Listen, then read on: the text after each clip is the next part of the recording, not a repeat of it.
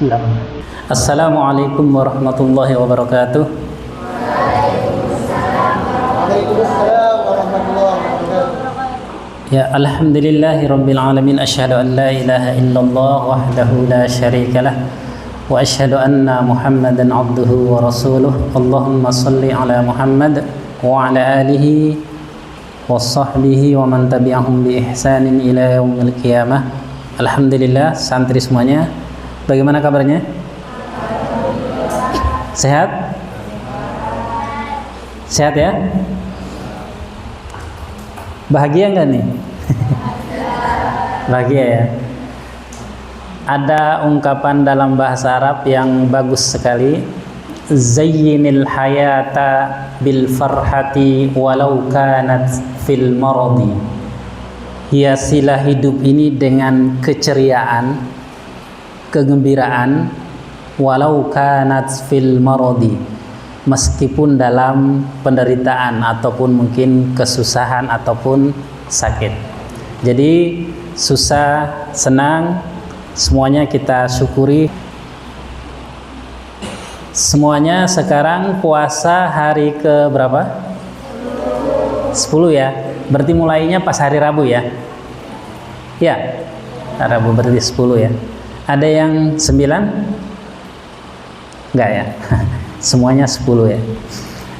Baik santri semuanya, sebelum saya diskusikan beberapa poin, saya ucapkan hadis ini kemudian diikuti oleh santri seperti kebiasaan saya selama ini ya. Ikuti saya, ittaqun naro. Ayo. Ittaqun naro. Ittaqun naro. Ittaqun naro. Ittaqun naro. Ittaqun naro. Ya, sambungannya walau bisyikti. Walau bisyikti. Konsentrasi sambil dihafal. Walau bisyikti. Walau bisyikti. Walau bisyikti. Walau bisyikti. Kalau digabung menjadi ittaqun naro walau bisyikti. Sama-sama 1 2 3. Ittaqun naro walau bisyikti tamrotin. Tamrotin. Tamrotin. Ya, itu digabung lagi jadi ittaqun naro walau bisyikti tamrotin. 1 2 3. Ittaqun naro walau bisyikti tamrotin. Ya, kalau yang punya buku itu dicatat ya. Lanjutannya fa illam tajidu. Ayo. Fa illam tajidu, dunya panjang. Fa illam tajidu. Fa illam tajidu. Ulang lagi. Fa illam tajidu. Fa illam tajidu. Fa bi kalimatin. Ayo. Fa bi kalimatin. Fa bi kalimatin. Fa bi kalimatin.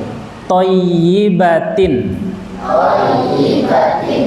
Thayyibatin. Thayyibatin. Thayyibatin. Thayyibatin. Ya, sekarang dengarkan dengan baik. Saya ulangnya dari awal sampai ke terakhir itu. Ittaqun naro walau bisyikti tamrotin fa illam tajidu fa bi kalimatin thayyibatin. Ittaqun naro walau bisyikti tamrotin fa illam tajidu fa bi kalimatin thayyibatin. Sama-sama 1 2 3.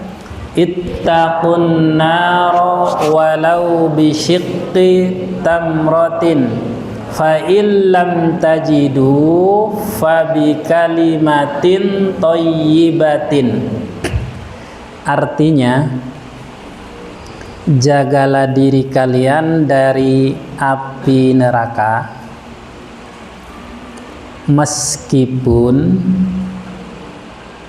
ini dicatat ya, Dicatat. Soalnya kita ini tidak seperti Imam Bukhari ya. Imam Bukhari itu dijelaskan oleh gurunya, dia duduk anteng aja itu. Ketika ditanya dia bisa mengulangi gitu ya. Kalau kita kan tidak segitu hafalannya, kuatnya itu loh. Dicatat. Biasakan kalau sama saya bawa catatannya. Tadi apa artinya tadi? Jagalah diri kalian dari siksa api neraka. Sudah? Walaupun hanya bersedekah dengan separuh kurma. Walaupun bersedekah hanya dengan separuh kurma. Sudah?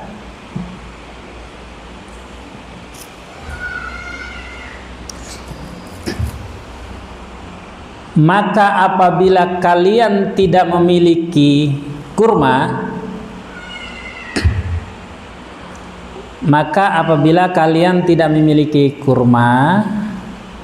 maka berkata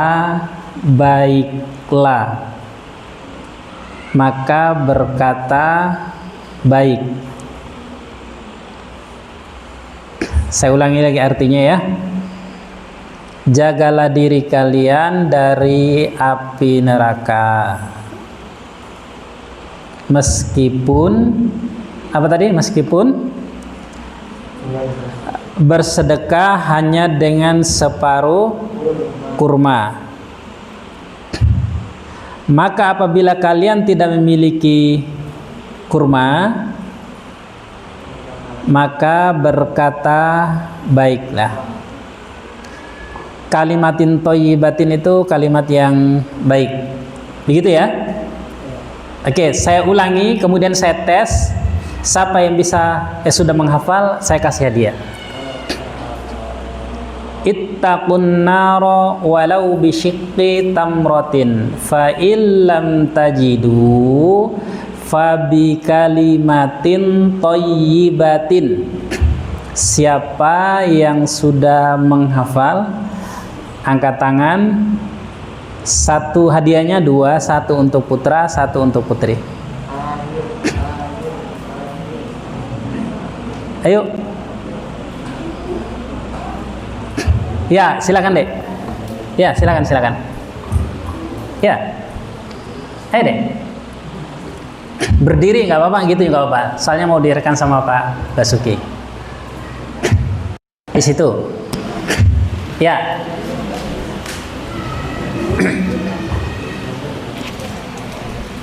Ya, perkenalkan namamu, kelasmu, Dek. Gak apa-apa, seperti Ya, langsung aja, langsung. Itu tidak seperti mic ini, itu mic-nya masuk ke rekaman itu, Dek. Perkenalkan, nama saya Azizah dari kelas 9. Kelas 9. Langsung, ya, silakan. Attaqun nara wala bisyikki tamratin fa ilam tajidu bi kalimatin thayyibatin. Ulang. Ayo ulang. Attaqun nara wala bisyikki tamratin fa ilam tajidu bi kalimatin thayyibi. Ya, baik. Aziza namanya. Aziza, dengarkan ya. Ittaqun naro. Ittaqun naro walau bisyikki tamrotin fa illam tajidu fa bi kalimatin thayyibatin. Coba diulangi. Ittaqun naro. Ittaqun nara wala bisyikki tamratin fa illam tajidu fa bi kalimatin thayyibatin. Ya, baik. Artinya tahu? Hafal ya, sebutkan artinya. Jagalah diri kalian dari siksa api neraka, Ya. meski hanya bersedekah dengan separuh kurma. Betul. Jika kalian tidak memiliki, Ya. maka berkata baiklah. Maka Berkatalah yang baik. yang berkata yang baik, betul. Ya, terima kasih. Sapa Aziza kelas 9 ya. Oke, putri sudah, kemudian putra 1. Hadiahnya tidak boleh saya bawa pulang, semuanya harus di sini gitu. Putra 1, siapa yang mau? Putra? Tidak usah malu. Ayo. Putra. Ittaqun naro walau bisyikti tamrotin fa in lam tajidu fa bi kalimatin thayyibatin. Putra ada? Oke, kalau tidak ada, siapa? Aziza. Ini saya tadi bawa ini untuk catatan kamu ya. Catatan kamu. Saya serahkan di situ, mungkin Pak Basuki mau ini. Ini Aziza.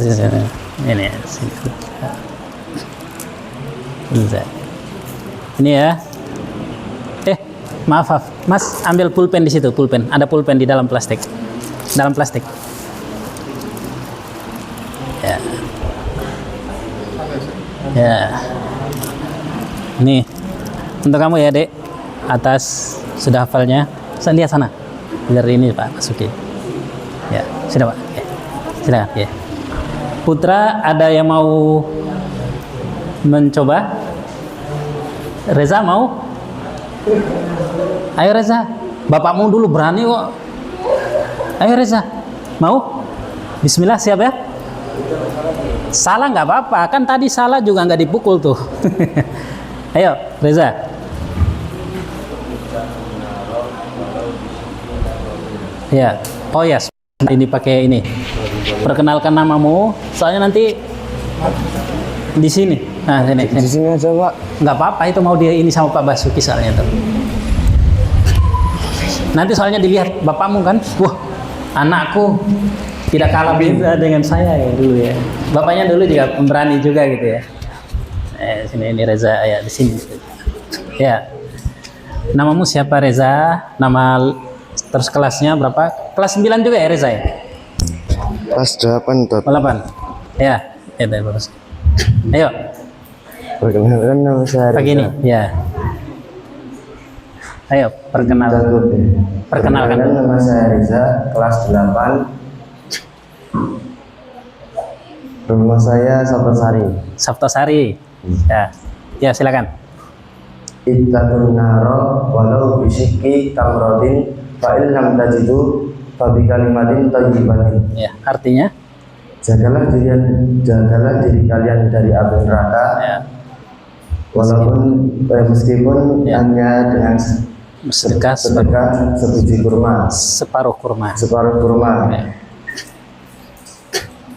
Maka bila kalian tidak bisa, berkatalah yang baik. ya, baik.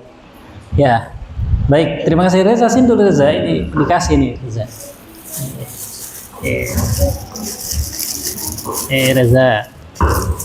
Sana lihat sana Pak Basuki mau ini. Nah, lihat mungkin Pak Basuki mau rekam dulu. Nah. Udah Pak, ya. Reza, kita beri aplaus untuk Reza dan Aziza ya. Ya. Ya, baik, santri semuanya. Pelajaran pertama dari hadis tadi, Pak. Maaf. Ini kita yang mana? Dicatat ya, pelajaran pertama. 1, jangan pertama kemudian teman-teman nulis 1 lagi. Tulis angka 1 aja.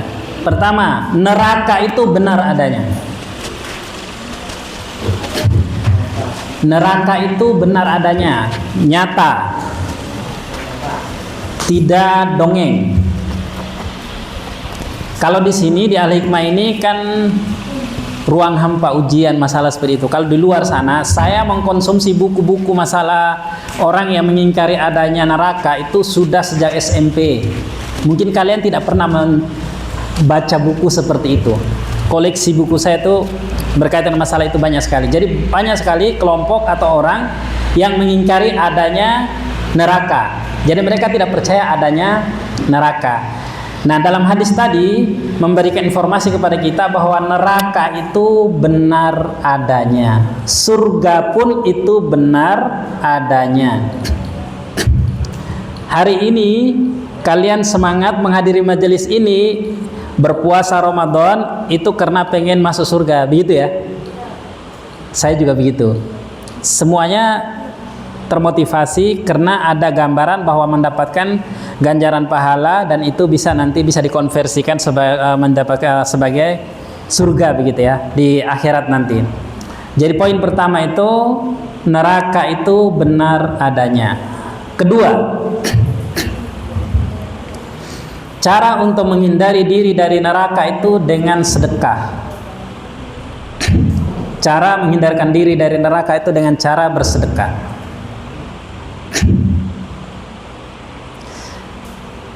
Itu kedua ya. Dalam hadis tadi sedekah itu disebutkan bisa menyelamatkan diri kita dari api neraka itu dengan separuh kurma. Saya pikir santri semuanya yang hadir ini belum pernah ya bersedekah atau menerima sedekah dengan separuh kurma. Satu kurma kemudian dibelah jadi dua itu loh. Sepertinya nggak pernah ya. Misalnya kamu bersedekah ke tetanggamu begitu, ada satu kurma kamu belah jadi dua, separuh kamu kasih ke tetanggamu, separuh untuk kamu. Pernah ke tetangga ya. Kalau di santri sini, di pesantren sini ya biasa seperti itu. Artinya dengan sedekah separuh kurma aja itu, menurut informasi hadis tadi itu bisa menyelamatkan orang dari api neraka. Apalagi lebih dari separuh kurma. Saya di tempat tinggal saat ini, kalau tetangga mau ngasih sedekah, misalnya pisang, itu bukan hanya pisang itu biji atau buah-buah ya, satu buah, tidak hanya satu buah. Apalagi misal dipotong jadi dua, kemudian separuh untuk dia, separuh untuk saya, enggak. Tapi dikasih itu minimal paling sedikit 1 lirang atau 1 sisir. Tahu kan 1 lirang atau 1 sisir? Minimal itu. Tidak ngasih separuh.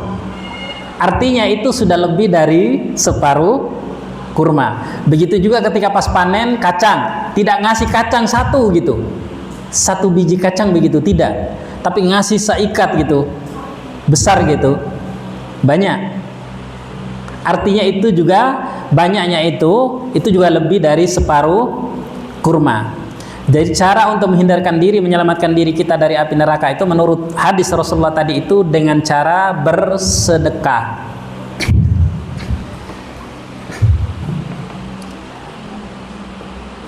Apapun kebaikan yang kita lakukan, santri semuanya itu bisa menyelamatkan diri kita dari api neraka. Misalnya ada santri mengajak temannya ya, biasanya malas pengajian, kemudian ngajak ikut pengajian rutin begitu ya, ikut pengajian rutin, dia dapat petunjuk lah dari sana, kemudian bisa menghadiri pengajian secara rutin, mendapatkan ilmu dari sana, kemudian mengamalkan ilmu itu.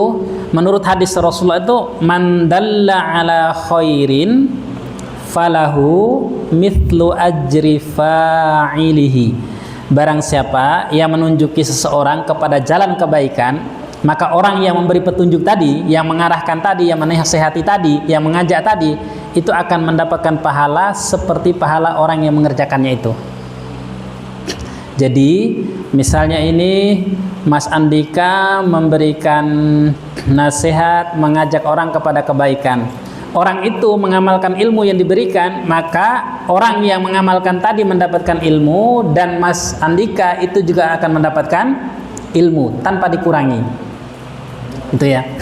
Di sabda Rasulullah yang lain mengatakan, singkatnya begini, hadis ini singkat sekali, kullu ma'rufin shadaqah, kullu ma'rufin shadaqah, kullu ma'rufin shadaqah. Setiap kebaikan itu sedekah. Kamu senyum dengan temanmu, sedekah. Senyum dengan temanmu ya, sedekah. Kemudian kamu memberikan pinjaman kepada temanmu yang membutuhkan, kebaikan bukan tuh? Kebaikan, maka itu nilainya sedekah. Pas nanti kamu pulang dari sini, kemudian ke kamar mandi dan sebagainya, kok kamar mandi tersumbat, airnya tergenang, kamu cari penyebabnya karena apa? Oh, karena tersumbat oleh bekas sabun atau bekas sampo. Kamu ambil, kemudian mampetnya itu menjadi lancar lagi. Itu kebaikan bukan? Kebaikan, maka itu juga sedekah. Santri sering melakukan seperti itu nggak ya? Ketika lihat WC-nya mampet, kamar mandi mampet, kemudian ada inisiatif untuk bersihkannya? Itu kebaikannya sangat luar biasa, begitu ya. Nah, apapun yang kebaikan yang kita lakukan, santri semuanya itu bisa menyelamatkan diri kita dari api neraka. Itu yang kedua. Kemudian yang ketiga, kalau menurut hadis tadi, sedekah itu tidak harus banyak. Ketiga, sedekah itu tidak harus banyak. Kamu sedekah sedikit, yang penting niatnya itu ikhlas lillahi ta'ala, itu jauh lebih baik daripada banyak tetapi pengen dipuji, pengen disanjung orang lain.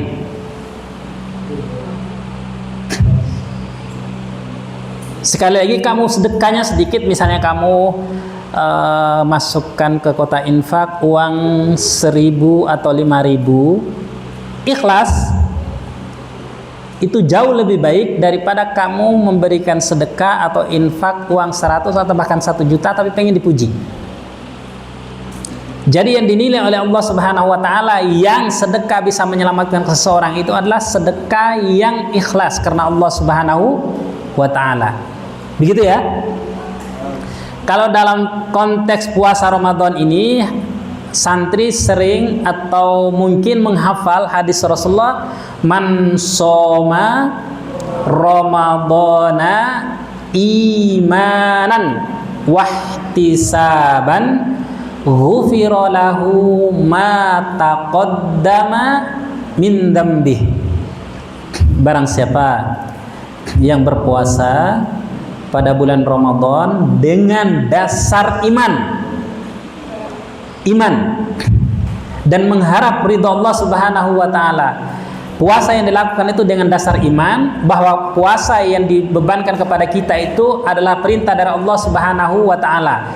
Dilaksanakan itu karena atas perintah Allah Subhanahu wa taala dan mengharap ridha atas puasa itu. Maka ghufira lahu ma taqaddama min dzambih, diampuni dosa-dosanya yang telah lalu. Luar biasa kan? Nah, dari semua yang puasa ini nanti mendapatkan ganjaran pahalanya seperti apa, itu tergantung dari kadar keikhlasan masing-masing. Biar ngerti syarat diterimanya, kamu tulis di catatanmu, syarat diterimanya ibadah. Syarat diterimanya ibadah. 1, ikhlas karena Allah Subhanahu wa taala. Ikhlas karena Allah Subhanahu wa taala. Syarat diterimanya ibadah yang pertama, ikhlas karena Allah Subhanahu wa taala. Puasa yang kita lakukan atau ibadah yang lain yang kita lakukan itu ikhlasnya itu untuk mencari ridha Allah Subhanahu wa taala. Ini konsekuensi dari syahadat kita, asyhadu an la ilaha illallah.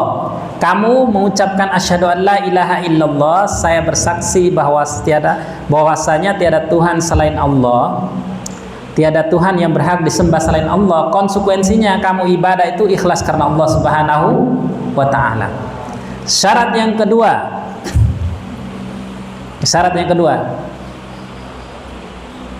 mengikuti tuntunan Rasulullah sallallahu alaihi wasallam. Mengikuti tuntunan Rasulullah sallallahu alaihi wasallam. Ini konsekuensi dari syahadat kita, asyhadu anna Muhammadar Rasulullah. Jadi kita bersaksi bahwa Nabi Muhammad itu utusan Allah. Konsekuensinya kita beribadah itu mengikuti tuntunan Rasulullah sallallahu alaihi wasallam. 2 syarat itu saja diterimanya ibadah kita semuanya. Ikhlas karena Allah Subhanahu wa taala, yang kedua mengikuti tuntunan Nabi Muhammad sallallahu alaihi wasallam. Kemudian pelajaran yang keempat, jika tidak punya sesuatu yang untuk bersedekah, maka berkata baik. Jika kamu tidak punya hal ataupun apapun yang kamu bisa gunakan untuk sedekah, maka tidak usah berkecil hati. Karena kamu dikasih pilihan yang lain. Apa pilihannya? Berkata yang baik. Jadi saya ulangi tadi, ketika kamu tidak memiliki kemampuan untuk bersedekah berupa barang, maka kata Rasulullah, fa illam tajidu, apabila kamu tidak memiliki sesuatu yang untuk disedekahkan, fa bi kalimatin thayyibatin, maka bersedekah dengan cara apa? Berkata baik. Itu sedekah, dan itu insya Allah bisa menyelamatkan orang dari siksa api neraka. Dari hadis ini, santri semuanya, kita mendapatkan pelajaran bahwa untuk masuk surga itu bukan hanya hak orang kaya, bukan hanya hak orang kota, bukan hanya hak orang yang rambutnya lurus, bukan hanya hak orang yang tampan kayak saya kayaknya, menurut versi istri saya, atau bukan hanya orang yang cantik. Tidak, semuanya orang Islam itu punya kesempatan yang sama untuk masuk surga. Miskin bisa masuk surga, bisa. Orang desa bisa masuk surga, bisa. Orang hidungnya pesek, rambutnya keriting, hitam, bisa masuk surga, bisa. Orang pelosok manapun itu bisa masuk surga. Semuanya punya kesempatan yang sama untuk masuk surga. Jadi surga itu, hak untuk masuk surga itu bukan hanya monopoli orang berduit saja, orang tampan saja, orang kota saja, tapi semuanya itu punya hak yang sama untuk masuk surga. Nah, dari tadi bersedekah dengan separuh kurma kalau nggak bisa, kemudian dengan berkata yang baik, kemudian kok dua-duanya itu tidak bisa digapai, ini kebangetan, ya kan? Tidak bisa bersedekah karena memang tidak mampu. Ada alternatif lain, pilihan lain, yaitu berkata baik. Kok teman-teman juga tidak bisa? Itu ya memang kebangetan, itu ya. Maka untuk masuk surga, menghindarkan diri kita dari api neraka itu bukan hak hanya orang kaya saja, orang tampan ataupun orang kota saja. Semuanya itu punya hak yang sama. Kemudian pelajaran yang kelima benar ya? Di catatan kalian kelima ya? Benar? Cara bersedekah itu bisa dengan cara terang-terangan.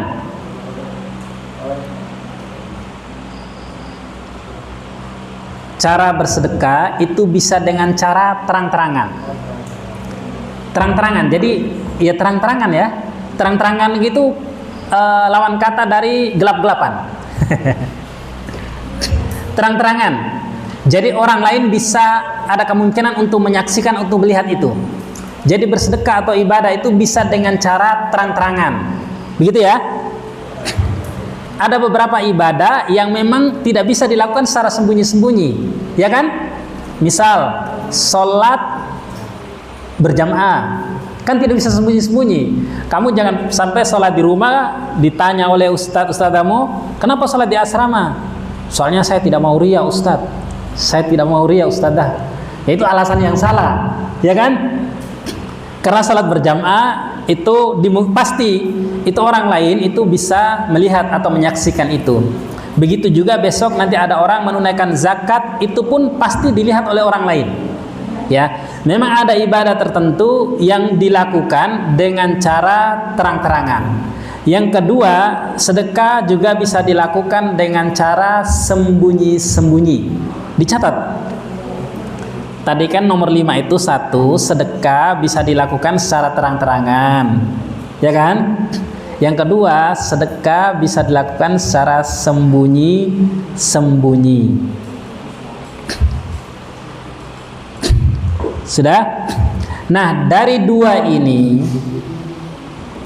kalau kalian itu kuat, niat kalian itu bisa menjaga dari riya, sum'ah dan seterusnya, maka silakan aja melaksanakan ibadah atau sedekah itu dengan cara terang-terangan. Tapi kalau tidak bisa, saran saya itu sembunyi-sembunyi. Sampai teman di sampingnya pun mungkin bisa tidak tahu. Itu lebih menyelamatkan. Percuma kalau kamu sedekah ngasih orang 1 juta tapi kamu niatnya pamer begitu ya, tidak bisa menjaga niatmu, kemudian pengen mendapatkan pujian sanjungan dari manusia, kamu kasih, rontok semuanya itu. Rasulullah itu dalam hadisnya ada di semuanya mengibaratkan orang yang beribadah tapi tidak ikhlas seperti ini.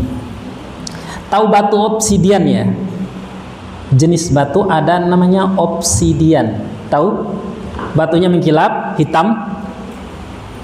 Kalian pelajari di IPA, pelajari nggak, Dek? Tidak. Aduh. Ada batu, jenis batu namanya obsidian. Pernah dengar? Itu batunya hitam. Ya saya pelajari dulu. Saya belajar batu. Saya dulu suka sekali dengan IPA ya. Itu di kelas 4, saya ingat benar. Itu batu obsidian warnanya hitam, dia itu licin. Rasulullah mengibaratkan orang yang tidak ikhlas dalam ibadah itu seperti ini. Batu obsidian itu di atasnya tertempel debu. Debu itu diibaratkan seperti pahala atau ganjaran. Lalu debu itu di atas batu obsidian itu kena air hujan. Kira-kira ada bekasnya enggak? Tanpa bekas. Karena batunya licin. Itu perumpamaan yang diberikan oleh Rasulullah SAW, orang yang beribadah tapi tidak ikhlas. Percuma, yang didapat itu hanya lelah, capek. Wah, itu luar biasa. Kamu puasa kayak gini hanya dapat lelah, haus, lapar, kan percuma, ya kan, Dek? Nah, maka mari sama-sama santri semuanya, ada 5 poin itu. Yang pertama adalah surga neraka itu benar adanya. Yang kedua itu cara untuk menyelamatkan diri kita dari api neraka itu dengan cara bersedekah. Kemudian ketiga, sedekah itu tidak harus banyak. Bukan berarti tidak boleh banyak ya. Banyak ikhlas lebih bagus. Banyak ikhlas itu lebih bagus. Pokoknya yang paling penting itu ikhlas lah gitu. Kemudian yang keempat itu, jika tidak punya sesuatu untuk disedekahkan, maka dengan berkata baik. Pelajaran yang kelima yaitu bersedekah itu bisa dengan cara terang-terangan, bisa juga dengan cara sembunyi-sembunyi. Disesuaikan saja dengan hati teman-teman semuanya. Itu bagaimana? Kalau kuat dengan cara sembunyi-sembunyi, monggo, terang-terangan silakan. Kalau tidak, saran saya lebih baik secara sembunyi-sembunyi. Saya sendiri, Dek. Ini saya tidak usah pakai mic ini ya, saya ceritakan. Saya kalau ngasih uang ke mertua saya, itu istri saya tidak tahu. Tapi tetap bocor juga. Siapa yang bocorkan ya? Bapak ibunya saya. Bapak ibunya. Tapi pengennya saya itu saya kasih itu tidak disaksikan oleh istri saya, anak saya, ataupun saudara-saudaranya. Dan itu saya tanamkan kepada istri saya, kalau kamu pas Ramadan, pas Idul Fitri itu biasanya anak kumpul, satu terah atau satu keluarga kumpul, biasanya nanti dari anak ya dari perantauan ngasih uang atau barang-barang ke bapak ibunya. Begitu ya, Dede ya? Saya bilang pesan ke istri saya, kalau kamu mau ngasih sesuatu, itu jangan sampai ngasih uang ataupun barang itu di depan saudaramu. Kenapa? Karena saudaramu yang hadir itu belum tentu juga memberi hal yang sama kepada bapak atau ibu. Misalnya gini loh, ini 4 bersaudara. Mas Andika ngasih, hanya Mas Andika saja yang ngasih uang atau barang ke bapak ibunya. Yang lain tahu tapi tidak bisa memberi. Perasaannya kira-kira gimana, Dek? Ya nggak enak lah. Ini Mas Andika bisa ngasih, saya nggak bisa. Bukan karena apa, tapi dia tidak mampu. Maka kita selalu berpesan, kalau ngasih itu sembunyi-sembunyi, jangan sampai disaksikan oleh saudara yang lain. Apalagi ada tradisi di lingkungan ya, keluarga itu, dari perantauan kumpul, anak yang tinggal di rumah juga kumpul, lomba-lombaan. Siapa yang ngasih lebih banyak? Dipamer-pamerin, bahkan saudara-saudara lain ngasihnya sedikit, itu pun diremehin. Pernah suatu ketika begini, ada satu keluarga kumpul, ada keluarga ini, dia kerjanya di Tangerang, Jakarta, pulang ngasih uang deh, ngasih uang itu 500.000 ke bapak ibunya, ngasih. Terus saudara yang lain ngomongnya gimana? Wong merantau jauh-jauh kok hanya ngasih uang 500.000. Hancur hatinya, remuk hatinya, besoknya langsung pulang ke Jakarta.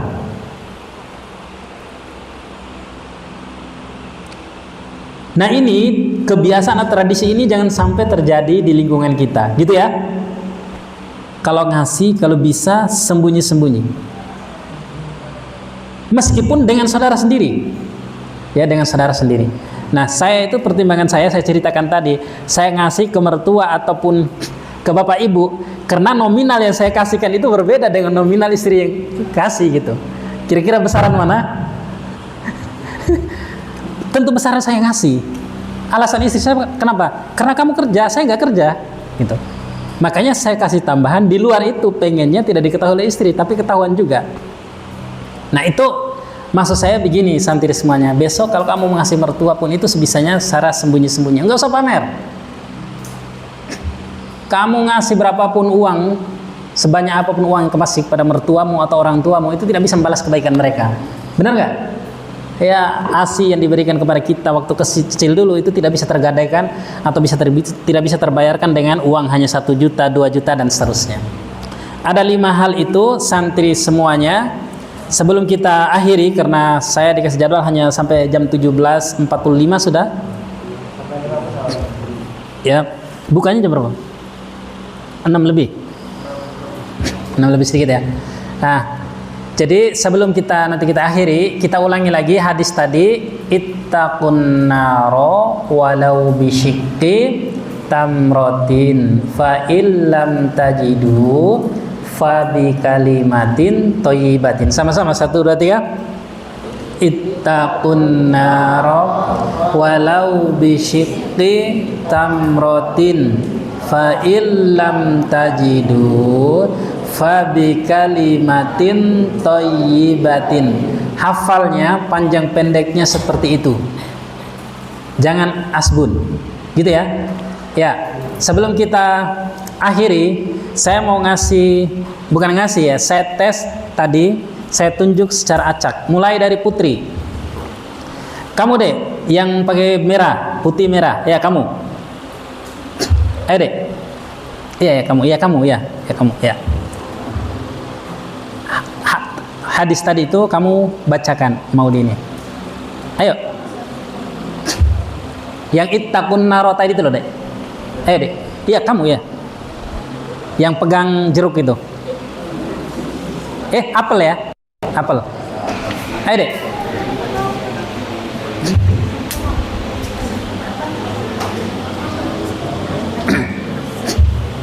Ayo dek, ayo sebisamu aja. Ayo ittaqun naro, ayo.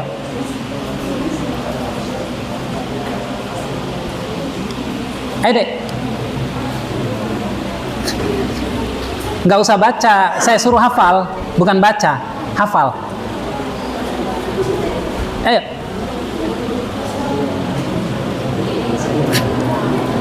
Ayo. Sebisa kamu aja ya dek. Ayo dek, cepet dek. Udah mau buka soalnya.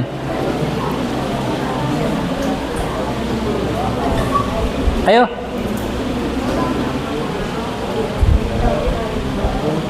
Apa? Ya walau bisyikki.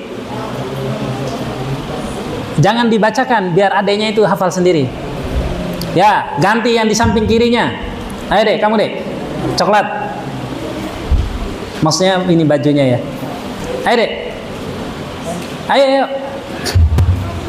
Ayo cepet. Kalian berdua kelas berapa dek? Kelas berapa? 11 9. Ya, baik, itu tidak jadi. Santri semuanya, saya kalau kamu lihat ya, saya kalau menyampaikan materi itu mata saya itu tidak fokus ke satu tempat. Kalian lihat itu? Ketika menyampaikan materi itu mata saya itu tidak fokus di satu tempat. Kalian melihat itu? Lihat. Oke. Kalian tahu nggak alasannya kenapa? Saya pengen melihat semua orang yang hadir itu memperhatikan apa yang saya omongkan. Sebagaimana ketika orang lain ngomong, saya memperhatikan omongannya itu. Ini yang hadir ini, yang tadi konsentrasi ini, Putra ini kan tadi nggak ngomong sendiri nih, konsentrasi ini. Itu saya tes, belum tentu hafal semua kan, Dek? Belum tentu hafal semua kan? Maksud saya begini, salah satu adab bermajelis itu, ketika orang lain itu ngomong, itu kita diam mendengarkan secara baik. Meskipun materi yang disampaikan itu sudah kita fahami. Dan itu saya lakukan. Meskipun materi yang disampaikan itu kita sudah paham, tahu, tapi kita mendengarkan, karena itu merupakan bagian dari adab bermajelis. Ini harus ini benar. Nah, tadi saya tunjuk ada itu berdua itu karena dari tadi itu ngomong dari awal itu sampai akhir ini. Tidak pernah berhenti itu. Nah, akhirnya kan nol dari ini kan. Itu saya perhatikan benar. Mereka dua tadi baik itu cengeng-ngesan, celelean atau apalah istilahnya. Yang lain ini, dan itu mengganggu di sampingnya itu. Ada tadi konsentrasi itu, lihat tuh. Yang anak SMP itu, yang ikut imla itu. Konsentrasi terganggu disebabkan karena ada teman lain yang rame atau tidak tertib, ya, tidak tertib. Ini kalau santri majelis perubahan itu sudah tahu adab bermajelis, benar? Kalau santri majelis perubahan itu sudah tahu adab bermajelis. Ini bukan saya marah ya, ini saya sedang menjelaskan tentang adab bermajelis. Antum itu ikut hadir majelis, fisiknya hadir, kalian itu fisiknya hadir, tapi tidak memperhatikan apa sumber suaranya yang ngomong itu belum tentu Allah fahamkan kepada kalian. Yang konsentrasi aja belum tentu difahamkan atau bisa menghafal itu, apalagi yang tidak. Ini diperhatikan benar, ya, diperhatikan benar. Karena yang saya tahu, misalnya gini ya, Mas Andika misalnya ngomong itu pengen kan orang lain mendengar. Begitu juga orang lain ngomong itu Mas Andika juga orang lain itu juga pengen didengar oleh orang lain. Begitu ya. Misalnya tadi saya sering sekali melihat di dalam majelis itu, di lingkungan kegiatan kerjaan saya ya. Itu dia ngomong menyampaikan nasihat begini-begini. Giliran orang lain, karena kita pembicaranya itu banyak gitu. Ketika yang pembicara selesai, yang satu ini selesai, yang kedua bicara, yang ini asik main HP. Itu adab tidak bukan adab bermajelis yang baik. Begitu juga nanti yang kedua ngomong selesai, yang ketiga, yang kedua ada satu, itu tadi juga asik main HP. Enggak. Kalian kalau lihat saya bermajelis ada di semuanya. Ketika sudah masuk ke sini, sudah saya ucapkan assalamualaikum, itu tidak pernah melihat HP ataupun mengaktifkan HP. Kalian lihat? Karena itu ada bermajelisnya. Nah, coba kalau praktekkan itu, ada bermajelis itu. Dengan beradab seperti itu, insya Allah yufaqihu fiddin. Allah pahamkan agama itu kepada kalian. Itu firmannya begitu. Ya, bukan firman ya, hadis Rasul begitu. May yuridillahu bihi khairan yufaqihu fiddin. Allah fahamkan agama itu kepadanya.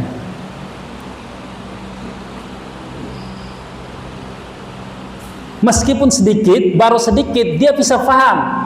Kenapa? Karena bukan ikhtiar dia semata, tapi juga karena ada pertolongan Allah di situ. Tadi saya tidak tahu ya, Aziza tadi apakah sudah hafal sebelum ini? Saya tidak tahu. Reza, saya pikir Reza baru hafal ini ya. Karena saya tahu Reza insya Allah hafalnya kuat lah, karena dia penghafal Al-Quran juga. Biasanya penghafal Al-Quran itu daya ingatnya lebih kuat. Itu Allah fahamkan seperti itu. Karena memang itu adabnya, karena memang itu sunnatullahnya. Sunnatullah itu hukum alamnya memang begitu. Begitu ya. Sebelum kita akhiri, ada hal yang perlu didiskusikan atau ada yang mau diprotes? Ada yang mau ditanyakan? Monggo. Ini jam 6 kurang 8 menit. Ada pertanyaan monggo? Ayo Dek. Tidak ada? Kalau tidak ada, saya pikir cukup santir semuanya. Tadi poin-poin tadi itu dicatat secara baik, kalau bisa dihafal, karena suatu saat nanti mungkin kalian akan membutuhkan itu. Semoga Allah Subhanahu wa taala memberikan kemudahan kita untuk memahami agamanya dan menggerakkan hati kita untuk beramal ikhlas karena Allah Subhanahu wa taala. Santri semuanya yang saya hormati, tadi apa yang kita berikan itu untuk memotivasi santri semuanya untuk terus mencatat materi-materi yang didapatkan dari semua pengajian, bukan hanya pengajian saya saja, tapi semua pengajian, gitu ya. Sekali lagi mudah-mudahan saja Allah Subhanahu wa taala memberikan pemahaman kepada kita semuanya untuk memahami agama Allah Subhanahu wa taala. Dari saya cukup sekian. Kita akhiri dengan doa kafaratul majlis. Subhanakallahumma wa bihamdika asyhadu an la ilaha illa anta astaghfiruka wa atubu ilaik.